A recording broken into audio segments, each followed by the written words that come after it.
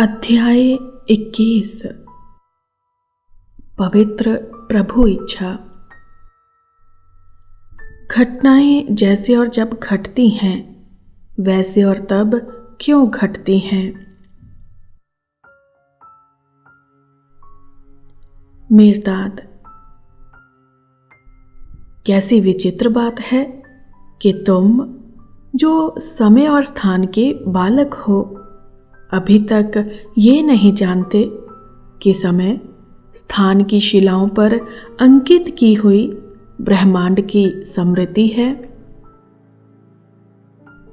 यदि इंद्रियों के द्वारा सीमित होने के बावजूद तुम अपने जन्म और मृत्यु के बीच की कुछ विशेष बातों को याद रख सकते हो, तो समय जो तुम्हारे जन्म से पहले भी था और तुम्हारी मृत्यु के बाद भी सदा रहेगा, कितनी अधिक बातों को याद रख सकता है।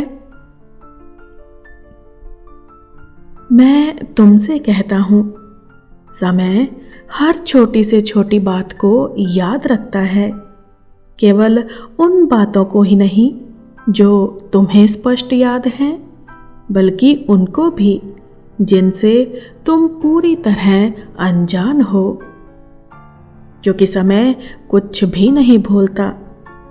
छोटी से छोटी चेष्टा, श्वास निश्वास या मन की तरंग तक को नहीं, और वो सब कुछ जो समय की स्मृति में अंकित होता है, स्थान में मौजूद पदार्थों पर गहरा खोद दिया जाता है।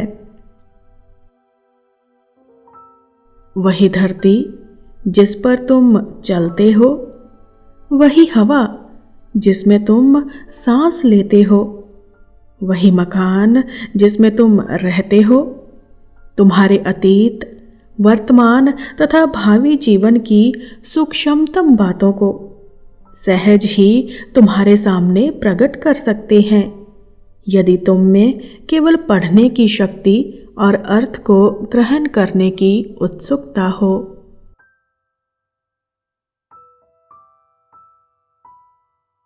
जैसे जीवन में वैसे ही मृत्यु में, जैसे धरती पर वैसे ही धरती के परे तुम कभी अकेले नहीं हो, बल्कि उन पदार्थों और जीवों की निरंतर संगति में हो जो तुम्हारे जीवन और मृत्यु में भागीदार हैं, वैसे ही जैसे उनके जीवन और मृत्यु में तुम भागीदार हो। जैसे तुम उनसे कुछ लेते हो, वैसे ही वे तुमसे कुछ लेते हैं, और जैसे तुम उन्हें ढूंढते हो, वैसे ही वे तुम्हें ढूंढते हैं। हर पदार्थ में मनुष्य की इच्छा शामिल है, और मनुष्य में शामिल है हर पदार्थ की इच्छा। ये परस्पर विनिमय निरंतर चलता रहता है, परंतु मनुष्य की दुर्बल स्मृति एक बहुत ही घटिया मुनीम है। समय की अचूक स्मृति का ये हाल नहीं है। वो मनुष्य के अपने साथी मनुष्यों के साथ तथा ब्रह्मांड के अन्य सब जीवों के साथ संबंधों का पूरा पूरा हिसाब रखती है, और मनुष्य को हर जीवन तथा हर मृत्यु में प्रतिक्षण अपना हिसाब चुकाने पर विवश करती है। बिजली कभी किसी मकान पर नहीं गिरती जब तक वो मकान उसे अपनी ओर ना खींचे। अपनी बर्बादी के लिए ये मकान उतना ही जिम्मेदार होता है जितनी बिजली। सांड कभी किसी मनुष्य को सींग नहीं मारता जब तक वो मनुष्य उसे सींग मारने के लिए निमंत्रण न दे, और वास्तव में वो मनुष्य इस रक्तपात के लिए सांड से अधिक उत्तरदायी होता है। मारा जाने वाला मारने वाले के छुरे को सान देता है, और घातक वार दोनों करते हैं। लुटने वाला लूटने वाले की चेष्टाओं को निर्देश देता है और डाका दोनों डालते हैं। हाँ, मनुष्य अपनी विपत्तियों को निमंत्रण देता है और फिर इन दुखदाई अतिथियों के प्रति विरोध प्रकट करता है, क्योंकि वो भूल जाता है कि उसने कैसे, कब और कहाँ उन्हें निमंत्रण पत्र लिखे तथा भेजे थे। परंतु समय नहीं भूलता। समय उचित अवसर पर हर निमंत्रण पत्र ठीक पते पर दे देता है और समय ही हर अतिथि को मेजबान के घर पहुंचाता है। मैं तुमसे कहता हूं, किसी अतिथि का विरोध मत करो। कहीं ऐसा ना हो कि बहुत ज्यादा देर तक ठहर कर या जितनी बार वो अन्यथा आवश्यक समझता उससे अधिक बार आकर वो अपने स्वाभिमान को लगी ठेस का बदला ले। अपने सभी अतिथियों का प्रेम पूर्वक सत्कार करो, चाहे उनकी चाल ढाल और उनका व्यवहार कैसा भी हो, क्योंकि वे वास्तव में केवल तुम्हारे लेनदार हैं। खासकर अप्रिय अतिथियों का जितना चाहिए उससे भी अधिक सत्कार करो, ताकि वे संतुष्ट और आभारी होकर जाएं, और यदि दोबारा तुम्हारे घर आए तो मित्र बनकर आए, लेनदार बनकर नहीं। प्रत्येक अतिथि की ऐसी आवभगत करो मानो वो तुम्हारा विशेष सम्मानित अतिथि हो, ताकि तुम उसका विश्वास प्राप्त कर सको और उसके आने के गुप्त उद्देश्यों को जान सको। दुर्भाग्य को इस प्रकार स्वीकार करो मानो वो सौभाग्य हो, क्योंकि दुर्भाग्य को यदि एक बार समझ लिया जाए तो वो शीघ्र ही सौभाग्य में बदल जाता है, जबकि सौभाग्य का यदि गलत अर्थ लगा लिया जाए तो वो शीघ्र ही दुर्भाग्य बन जाता है।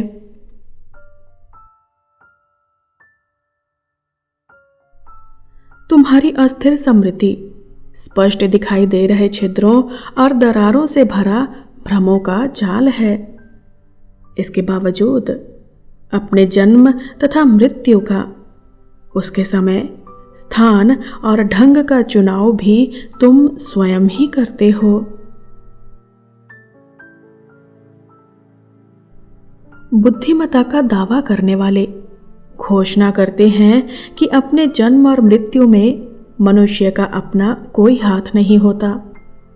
आलसी लोग जो समय और स्थान को अपनी संकीर्ण तथा टेढ़ी नज़र से देखते हैं, समय और स्थान में घटने वाली अधिकांश घटनाओं को संयोग मानकर उन्हें सहज ही मन से निकाल देते हैं। उनके मिथ्या गर्व और धोखे से सावधान मेरे साथियों। समय और स्थान के अंदर कोई आकस्मिक घटना नहीं होती। सब घटनाएं प्रभु इच्छा के आदेश से घटती हैं, जो न किसी बात में गलती करती हैं, न किसी चीज को अनदेखा करती हैं।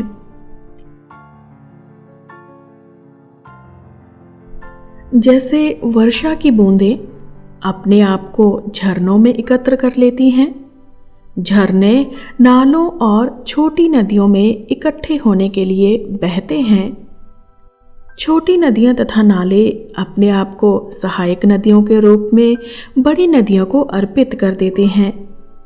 महानदियां अपने जल को सागर तक पहुंचा देती हैं और सागर महासागर में इकट्ठे हो जाते हैं। वैसे ही हर सृष्ट पदार्थ या जीव की हर इच्छा एक सहायक नदी के रूप में बहकर प्रभु इच्छा में जा मिलती है। मैं तुमसे कहता हूं कि हर पदार्थ की अपनी इच्छा होती है, यहां तक कि पत्थर भी, जो देखने में इतना गूंगा, बहरा और बेजान होता है, इच्छा से विहीन नहीं होता। इसके बिना उसका अस्तित्व ही ना होता और ना वो किसी चीज़ को प्रभावित करता, ना कोई चीज़ उसे प्रभावित करती। इच्छा करने का और अस्तित्व का उसका बोध मात्रा में मनुष्य के बोध से भिन्न हो सकता है, परंतु अपने मूल रूप में नहीं। एक दिन के जीवन के कितने अंश के बोध का तुम दावा कर सकते हो? निस्संदेह एक बहुत ही थोड़े अंश के बोध का।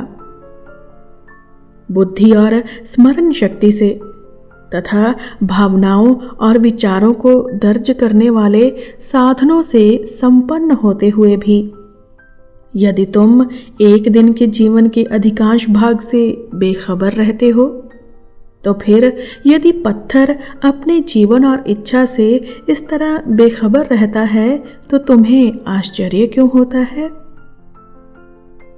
और जिस प्रकार जीने और चलने फिरने का बोध न होते हुए तुम इतना जी लेते हो, चल फिर लेते हो, उसी प्रकार इच्छा करने का बोध न होते हुए भी तुम इतनी इच्छाएं कर लेते हो।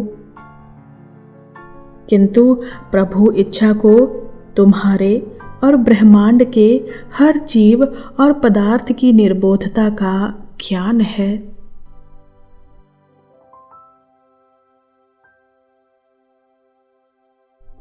समय के प्रत्येक क्षण और स्थान के प्रत्येक बिंदु पर अपने आप को फिर से बांटना प्रभु इच्छा का स्वभाव है, और ऐसा करते हुए प्रभु इच्छा हर मनुष्य को और हर पदार्थ को वो सब लौटा देती है, ना उससे अधिक न कम, जिसकी उसने जानते हुए या अनजाने इच्छा की थी। परंतु मनुष्य ये बात नहीं जानते, इसलिए प्रभु इच्छा के थैले में से जिसमें सब कुछ होता है, उसके हिस्से में जो आता है उससे वो बहुधा निराश हो जाते हैं और फिर हताश होकर शिकायत करते हैं और अपनी निराशा के लिए चंचल भाग्य को दोषी ठहराते हैं।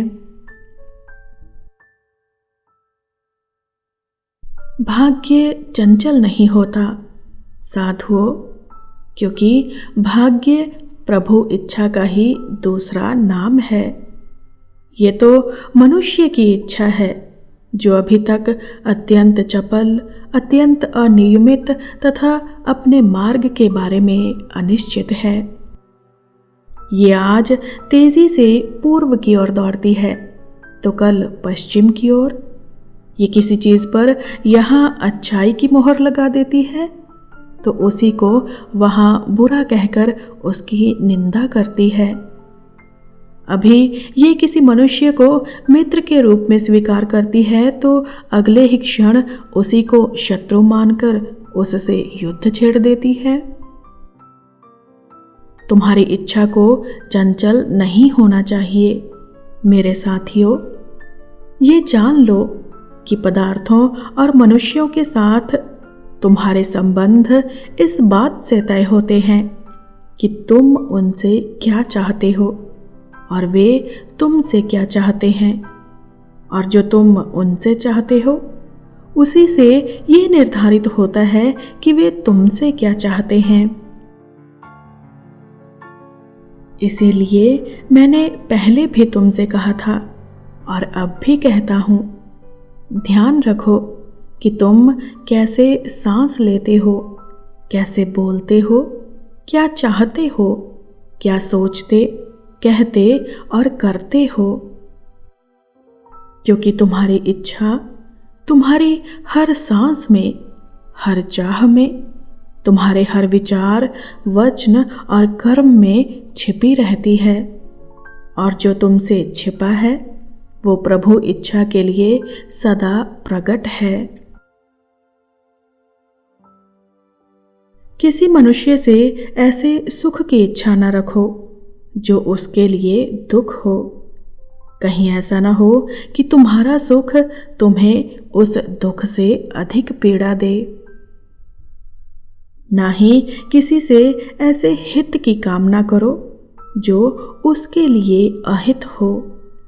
कहीं ऐसा ना हो कि तुम अपने ही लिए अहित की कामना कर रहे हो, बल्कि सब मनुष्यों और पदार्थों से उनके प्रेम की इच्छा करो, क्योंकि उसी के द्वारा तुम्हारे पर्दे उठेंगे, तुम्हारे हृदय में ज्ञान प्रकट होगा, जो तुम्हारी इच्छा को प्रभु के अद्भुत रहस्यों से परिचित करा देगा।